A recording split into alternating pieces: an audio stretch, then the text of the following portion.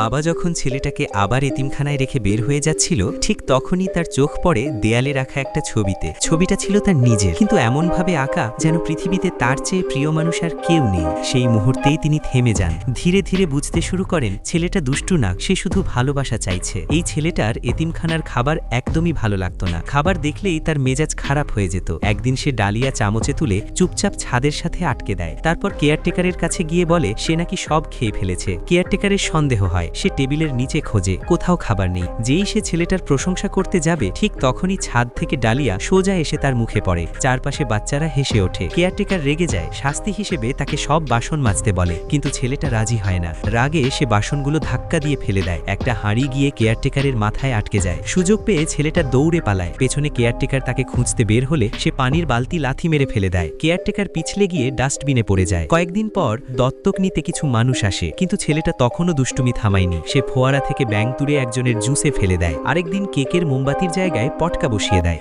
জ্বালানো মাত্রই কেক ফেটে সবার মুখে পড়ে। সবাই তখন ভাবছিল এই ছেলেকে কেউ দত্তক নেবে না। ঠিক তখন এক দম্পতি সামনে আসে। তারা নিজেরা সন্তান জন্ম দিতে পারে না। ভয় না পেয়ে এই ছেলেকেই দত্তক নেয়। ছেলেটা এতিমখানা ছেড়ে নতুন বাবা মায়ের সাথে বাড়ি যায়, নিজের ঘর পায়। কিছুদিন পর দাদাজি এসে থাকতে শুরু করেন। জানতে পারেন ছেলেটাকে দত্তক নেওয়া হয়েছে। তিনি রেগে যান, বারবার বলেন কোথা থেকে তুলে এনেছো। ছেলেটা লুকিয়ে সব শুনছিল। তার মন ভেঙে যায়। দাদাজির ওপর রাগ জমতে থাকে। একদিন সে দাদাজির ঘরে আগুন লাগিয়ে দেয়। তারপর বলে খেলনায় শর্ট সার্কিট হয়েছে। দাদাজি বিশ্বাস করেন না। রাগে ছেলেটা একটা বিড়াল তুলে তার দিকে ছুড়ে দেয়। দাদাজি ভয় পেয়ে সিঁড়ি থেকে পড়ে অজ্ঞান হয়ে যান। তাকে হাসপাতালে নিতে হয়। বাবা তখন মনে করেন ছেলেটা বিপজ্জনক, তাই তাকে আবার এতিমখানায় রেখে আসেন। কিন্তু ঘর পরিষ্কার করতে গিয়ে বাবার চোখে পড়ে সেই ছবি। ছেলেটা নিজের হাতে বাবার একটা ছবি এঁকেছিল, ভালোবাসা ভরা। ঠিক তখনই তিনি বুঝতে পারেন এই ছেলে খারাপ না, সে শুধু পরিবারের ভালোবাসা চায়। বাবা দৌড়ে আবার এতিমখানায় ফিরে যান, ছেলেটাকে নিয়ে আসেন। এইবার ছেলেটা সত্যিই হাসছিল।